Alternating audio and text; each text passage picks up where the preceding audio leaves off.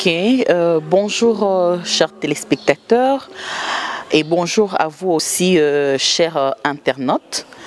J'ai encore le réel plaisir de vous retrouver encore, toujours dans le cadre de votre magazine Info Initiative qui voit toujours autrement la RDC. Toujours avec mon invité, Monsieur Gauthier Madika, membre de l'IDPES. Et c'est toujours avec lui que nous allons faire, c'est juste la suite de l'émission passée. Et aujourd'hui, on va encore décortiquer le procès Vital Kamerhe, procès 100 jours de M. Vital Kamerhe, qui est le directeur de cabinet du chef de l'État. Bonjour, Monsieur Gauthier Madika. Bonjour, Madame Rachel. Comment allez-vous? Nous allons bien, nous allons très bien. Okay. Dans la démocratie et l'état de droit. D'accord. Aujourd'hui, nous allons parler le procès de Kamerhe qui était passé hier. Il y a aussi un autre sujet très délicat qu'on va vous entendre. La situation entre la République démocratique du Congo et la Zambie, qui a pris déjà une partie de terre congolaise. Et je pense que vous allez nous donner votre point de vue, l'allure où vont les choses. Vraiment, on peut dire tout haut que le pays va mal et vraiment très mal. Alors, commençons par le procès Vital Kamerhe. Hier, c'était déjà son 3e procès. Alors, commençons dès les débuts. Comment avez-vous trouvé le déroulement de ces procès? Merci beaucoup, madame, pour cette question, mais je voulais que vous rectifiez pour dire que le pays va mal. Le pays évolue dans le bon sens. Il est vrai que nous sommes dans les négatifs, mais on a quitté peut-être moins 27, on est déjà à presque moins 3. Espérons. Nous sommes dans les négatifs, mais nous avions trouvé ça plus loin que là où nous sommes, donc ça va quand même mieux que la fois passée.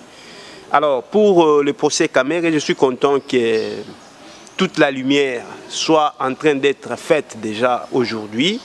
Nous avons entendu toutes les parties.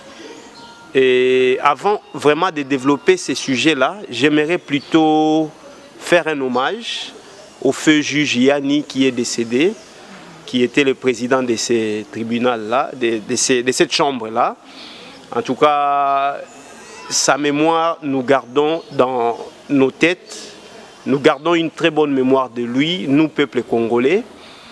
Et il marque la fin de ce qu'en Italie, on appelait la Cosa Nostra. Ça veut dire la mafia silicienne. Hein? Donc, la mafia qui contrôlait les réseaux occultes là, des mauvaises affaires en Italie. Ils ont fini leur règne lorsqu'ils ont touché à un juge.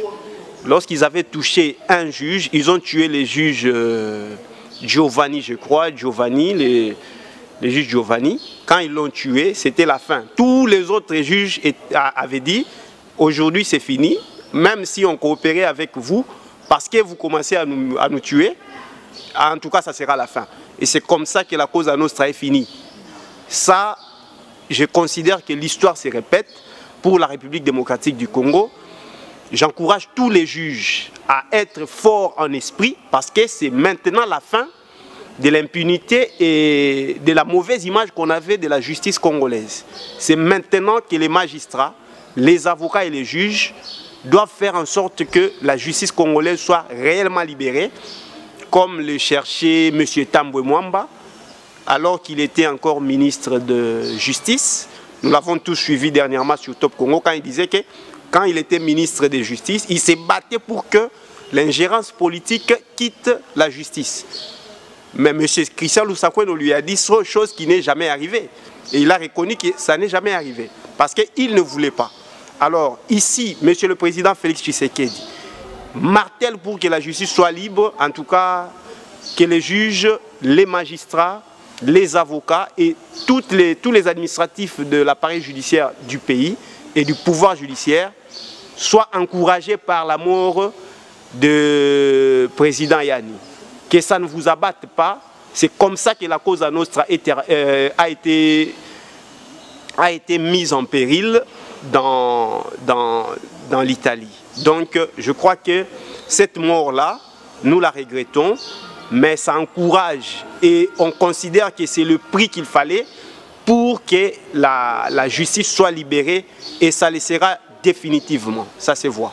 Alors, entrons dans le vif du sujet. Merci beaucoup, madame. Il fallait faire un honneur à messieurs les juges.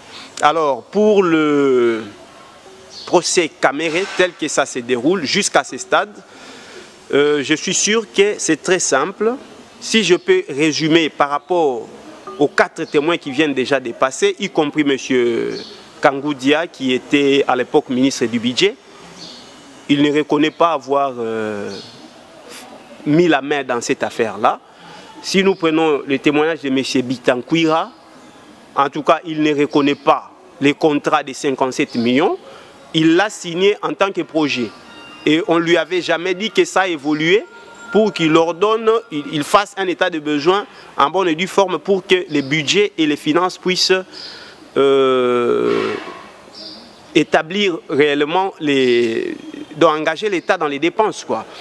Si je reviens plus loin, quand M. Sele Yalagouli disait que l'État a déjà déboursé beaucoup d'argent sur cette affaire de 100 jours, mais le travail réalisé sur le terrain est en dessous des 50%.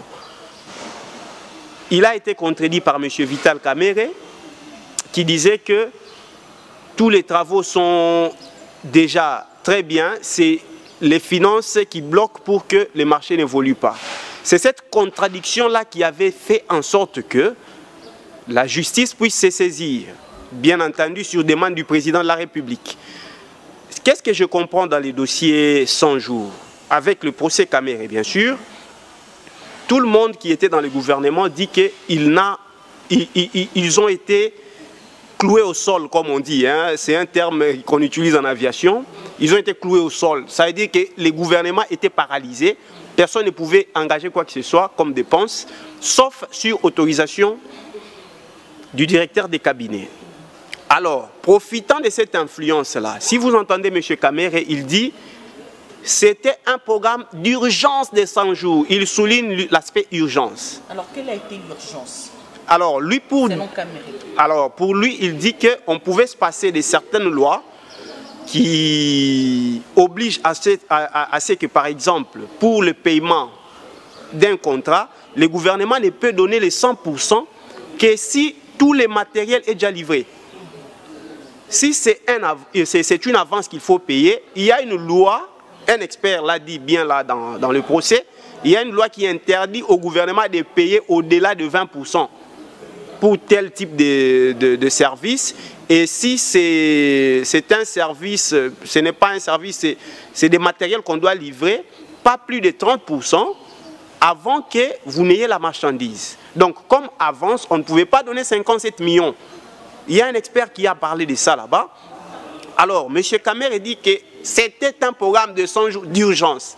Il souligne sur l'aspect urgence, en violation de la loi. Donc, parce qu'il y a urgence, la présidence devait sortir de l'argent.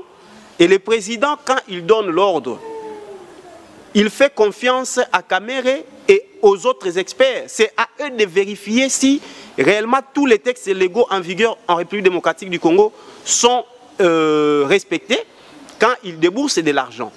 Mais nous, on comprend dans ces procès-là qu'ils ont influencé, ils ont usé de leur influence. Président de la République, c'est la présidence qui parle, donner l'argent, ça ce n'est pas bon. Et ils ne peuvent pas dire qu'ils ont fait ça au nom du chef de l'État. Monsieur Madika, là aussi c'est une question que j'allais poser. Je suivis personnellement Monsieur Vital Kamere.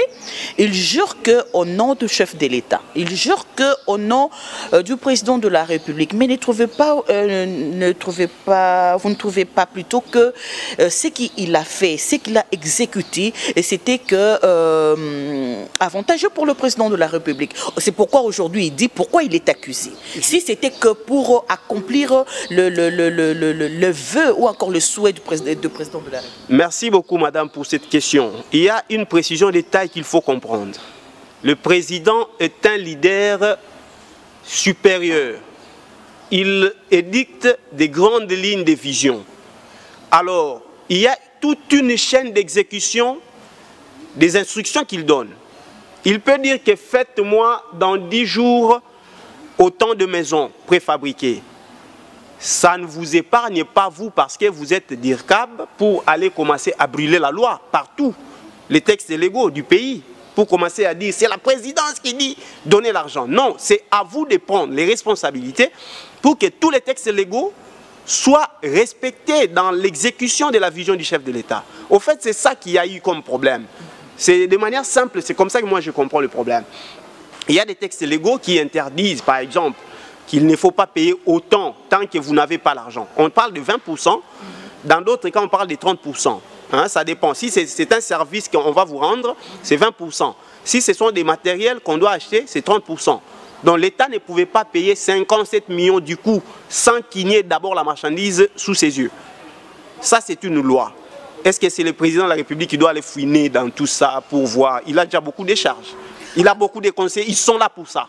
C'est pour ça que les DIRCAB et DIRCAB, il devait se rassurer que tout est fait dans le sens de respecter la loi, de respecter la chaîne des dépenses et ne pas user de l'influence. Ça, c'est l'immoboutisme. Hein, nous sommes du pouvoir, nous sommes de la présidence, donné parce que c'est la présidence, ça c'est du moboutisme. Alors, M. Madika, j'aimerais qu'aujourd'hui, vous puissiez nous faire la différence, ou pour encore que le téléspectateur comprenne, quelle est la différence, ou encore, parce que hier, avec... il y avait un peu un couteau tiré entre Vital Kamerhe et Bitakwira. Quelle est la différence? Parlons de projet et le contrat. Ok. Parce que là, c'est un peu embrouillé.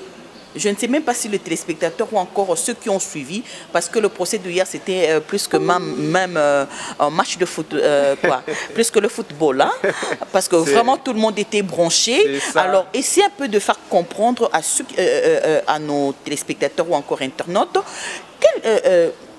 cette différence-là entre projet et le contrat que M. Bitakwira a signifié, a expliqué, ou le projet que M. Kamerhe martèle. Ok, merci beaucoup.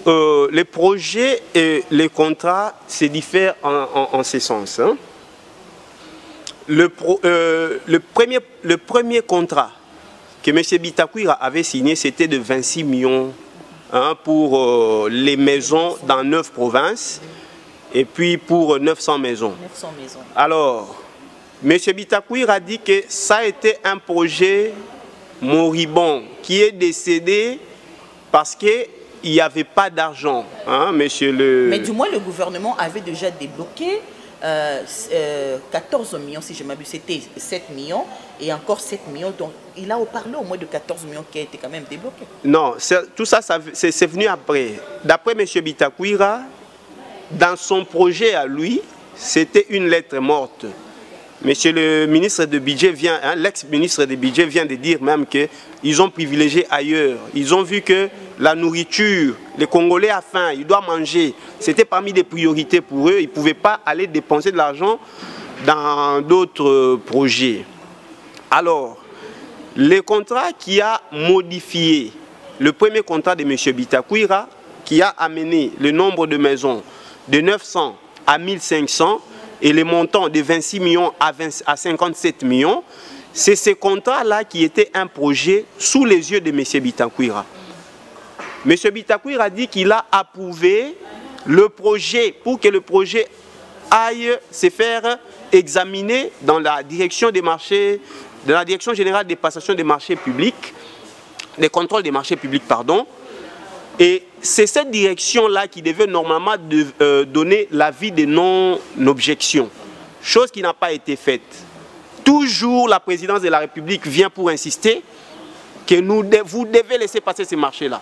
Et le directeur général de contrôle des marchés publics l'a même dit, quand nous avons accepté sur demande insistante du directeur des cabinets, nous avons souhaité que tous les documents du dossier soient donnés pour qu'il y ait un soubassement, chose qui n'a pas été faite jusqu'à aujourd'hui. Là où nous avons un problème avec M. Bitakwira et M. Kamere, qu'est-ce qui se passe?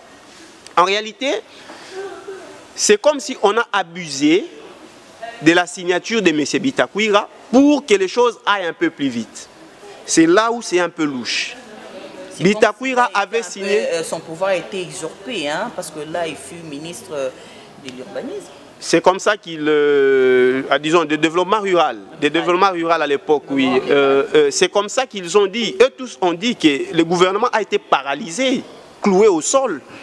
Donc, il ne pouvait rien sans... Donc, le pouvoir, tout le pouvoir restait dans la signature de M. Vital Kamerhe. C'est là où ça devient louche. Comment dans cette période... qui avait récupéré toutes les signatures. Et comment dans cette période-là, vous arrivez à faire passer plusieurs marchés qui souffraient encore? C'est là où c'était un peu louche. C'était un peu louche. D'accord. Alors aujourd'hui, nous voyons comment la justice de la RDC est en train de prendre de l'ascenseur. Aujourd'hui, on voit un ex-ministre ou ancien ministre à la barre. D'ailleurs, ils sont nombreux parce qu'aujourd'hui déjà, c'est Pierre Kangoudia qui est, il est en train de passer à la barre. Alors aujourd'hui, messieurs Gauthier Madika, nous voyons les ex, donc les ministres honoraires passer au tribunal.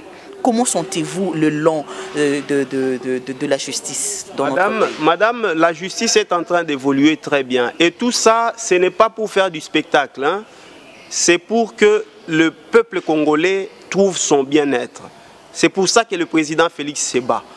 On n'a pas le plaisir de faire inviter des grandes personnalités qui ont déjà beaucoup de charges à la justice par plaisir. En tout cas, ce n'est pas par plaisir qu'on le fait. Ce n'est pas un film qu'on est en train de tourner, ni un théâtre. Hein, ça ne fait pas un plaisir qu'on voit le directeur de cabinet d'un président de la République traîner dans la justice.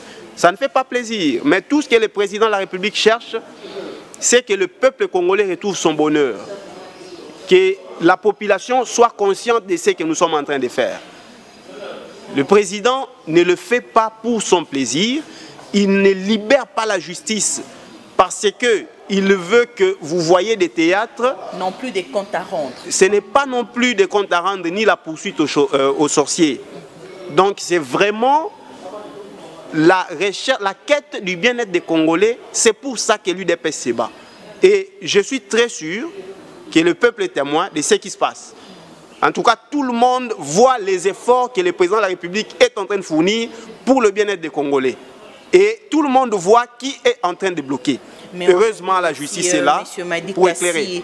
S'il n'y a que l'UDPS et le président de la République qui sont focalisés que faire la justice, accuser ou encore interpeller plusieurs personnes, vous ne trouvez pas aussi que 2 années avancent, hein, bientôt là, l'année 2020 est déjà à son terme, l'année prochaine c'est 2021 et il vous resterait que 2 ans. Qu'est-ce que la population pourrait tirer de ces 5 ans du règne du président de la République? Oui, déjà si la justice est forte, prochainement on ne volera pas. Donc d'autres projets qui viendront vont aller rapidement. En tout cas, il y aura des impacts très sérieux. Si la justice est forte, ça élève la nation, hein, comme vous l'aviez dit la fois passée. Donc, il y aura beaucoup d'implications dans d'autres domaines, dans d'autres projets, et la population va beaucoup bénéficier. Le malheur, c'est peut-être Covid qui est en train de ralentir. Là encore, j'aimerais, si vous me permettez, de conseiller au président de la République d'avoir le courage d'affronter le problème. Donc, à ce stade, nous devons apprendre à vivre avec cette pandémie-là. Oui, parce que les grands pays qui ont été touchés ont évolué dans le sens d'ouvrir les écoles, d'ouvrir les marchés. Je crois que le président lui-même l'a même déjà exprimé, qu'il veut que les bars continuent déjà à évoluer, que ça s'ouvre partout, même dans des églises, et pourquoi pas les écoles. Et j'aimerais que ça soit un peu plus rapidement fait parce que nous allons dans la saison sèche. C'est là où il y a le froid chez nous. Donc si on doit tout laisser à la décision du comité de riposte, on risque d'aller plus loin pour rien. Parce que le politique, c'est l'homme qui est au-dessus de tout. Il sait balancer entre les différents domaines de la vie Donc si on doit tout laisser au comité de riposte de décider, nous risquons d'entrer un peu en retard. L'école devait déjà commencer au mois de mai pour que ça se termine avant que la saison sèche ne vienne. Maintenant que la saison sèche va venir, avec le froid, le Covid, ça sera un bon terrain. Donc nous risquons d'exposer les enfants. Il faut que l'école revienne vite, qu'ils prennent leur temps toujours, que les enfants restent à la maison. Alors, parlons aussi de ces sujets que vous venez aussi d'ailleurs de développer. Et vous luttez plusieurs fois, vous êtes passé chez nous, vous parlez toujours sur l'enseignement, vous parlez beaucoup plus de l'enseignement. Et aujourd'hui, il y a aussi un problème entre je dirais, l'EPSP et le parent. Parce qu'aujourd'hui, si l'EPSP décide qu'il n'y a que la classe montante, donc 6e des humanités et 6e primaire, alors quel serait le sort de 2e à 5e des humanités ou encore 2e primaire à 5e primaire, quel serait leur sort? Parce qu'en fait, ils ont déjà étudié plus de 120 jours, si je m'abuse. Alors, quel serait le mécanisme pour essayer de mettre un peu toutes les machines en marche pour que les parents ne perdent pas non plus aussi le ministère de l'EPSP? Exactement. Merci beaucoup, madame. Quand vous avez parlé de cette question, ça m'a rappelé l'intervention d'un président syndicaliste de Mbandaka, je crois. Il est intervenu il n'y a pas trop longtemps, je l'ai suivi personnellement. Il proposait ceci. On doit coter les enfants en fonction des notes qui sont déjà disponibles dans des bulletins. Il dit les écoles ont déjà des bulletins de points des enfants pour le 3/4 qu'ils ont déjà exécuté. Lui, il propose qu'on cote les enfants en fonction de ce qui s'est fait là. Les ministres prennent acte, si ceux qui étaient en terminale, par rapport aux 3/4 de l'année et aux 3/4 de points qu'ils ont déjà, ceux qui auront réussi pour cela, ils passent des classes. Ceux qui ne vont pas réussir, on les laisse tomber. Comme ça, on aura protégé les enfants. Parce que le grand problème, c'est quoi aujourd'hui? Avec les enfants, ceux qui étudient tout proche de la maison sont encore protégés. Mais ceux qui sont loin des maisons et qui n'ont pas les moyens personnels pour se déplacer, vous voyez qu'ils doivent entrer dans les bus en commun, dans les moyens en commun. C'est là où ils seront exposés. Alors, les grands problèmes, c'est quoi? Je crois que nous devons opter pour l'option de ces syndicalistes-là. Que le président de la République, l'équipe de riposte, le ministre de l'Enseignement prennent l'option pour carrément, c'est une manière d'urgence, on peut prendre le point des enfants tel qu'ils ont déjà travaillé toute l'année ici, on fait une moyenne et puis on les juge en fonction de ça. Ils peuvent passer des classes, les enseignants sauront comment les récupérer, je crois que ça peut être une solution. Mais là où je ne suis pas d'accord, c'est considérer que les cours qui sont donnés dans des les télécours là. En tout cas, M. Madika, c'est comme si vous lisez dans mes pensées. C'est déjà la question que j'allais poser aussi sur les cours en ligne. Voilà. Ce n'est pas ça les cours en ligne. Ça, ce n'est pas les cours en ligne. Je ne sais pas s'il faut dire ça comme ça. Mais vous faites aussi un enseignant. Je suis enseignant jusqu'à aujourd'hui. Comment est-ce que c'est avantageux? Quels sont vraiment les avantages, encore les désavantages? Et surtout ici à Kinshasa, il n'y a pas ces... Un cours est interactif. L'enseignant ne peut pas parler seul. Ça, c'est des aventures qu'on est en train de faire. Mais, bon, faites quand même quelque chose. C'est peut-être comme Jean-Marc Kabound disait, c'est pour l'argent que vous voulez faire des choses comme ça. Bon, faites-les quand même. Mais c'est des aventures. Moi, je ne suis pas d'accord avec ça. Soit l'école reprend, on fait rapidement pour que le froid ne vienne pas trouver les enfants en classe, soit on les cote comme ça en fonction des notes qu'ils ont déjà, ça sera une bonne chose. D'accord, merci beaucoup. Là on passe en autre, nous chutons déjà. Et la RDC est un peu menacée, hein, M. Madika, c'est pourquoi j'avais dit en amont que le pays va mal. Donc cela veut dire qu'aujourd'hui, il y a une partie des portions de terre de la RDC qui est occupée par les Zambiens. En fait, quel est le problème entre la République démocratique du Congo et la Zambie? Madame, ça c'est un problème très sérieux, mais je crois qu'il y a déjà des voies diplomatiques qui sont en train de résoudre ça. Mais moi, je ne partage pas, hein? Je ne partage pas la vie. Lui, il a beaucoup d'autres informations, hein, le président de la République, que nous n'avons pas. Mais je ne partage pas l'approche que la République démocratique du Congo a prise. Comme on a été attaqué, on devait réagir par la force d'abord, déloger d'abord les Zambiens, et puis on va commencer les négociations après. C'est ça ma position personnelle. Bon, on a vu un envoyé du président Denis Sassou Nguesso venir ici pour dire qu'il ira voir Edgar Lungu de la Zambie pour qu'il parle sur ces problèmes. Mais entre-temps, moi, j'en souffre vraiment. On devait déjà déloger par la force d'abord. Vous ne pensez pas que c'est déjà l'annonce, un signal fort pour la balkanisation de la RDC? La balkanisation n'aura pas lieu. En tout cas, ça n'aura pas lieu. Mais si déjà le pays commence déjà à perdre sa terre, vous ne pouvez pas que c'est un danger? Non, ce n'est pas un problème très grave. Et comment aussi arriver qu'au moment où l'IDPS est au pouvoir? Non, ne dites pas ça, madame. Ça fait très longtemps qu'on a beaucoup de visiteurs au pays. Toute la partie de l'Est est là, les Soudanais là, les Ougandais, les Rwandais, les Burundais. Tout le monde se moque de nous il y a très longtemps. Ça, c'est une fièvre qui date de plus de 2 décennies maintenant. Ça, ce n'est pas l'UDPS. Ce n'est pas l'UDPS, ça. C'est une affaire de plus de 20 ans. Donc, nous devons résoudre ça. C'est ça le problème. C'est ça maintenant la question. Nous avons résoudre ça parce que je pense que M. Madika, quand le président de la République, bon, il était encore candidat à la présidence, hein, ouais. Donc tout au long de sa campagne, il parlait des délogés. Le quartier général vers l'Est.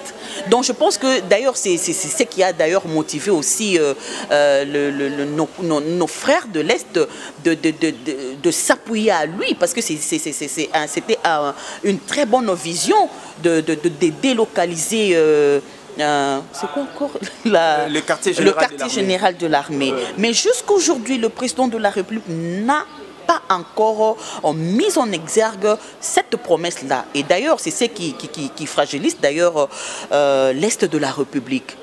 Qu'est-ce qui se passe? Qu'est-ce qui se passe exactement? Madame, nous avons hérité un pays, comme on dit, quand vous achetez une entreprise, vous avez les actifs et ses passifs.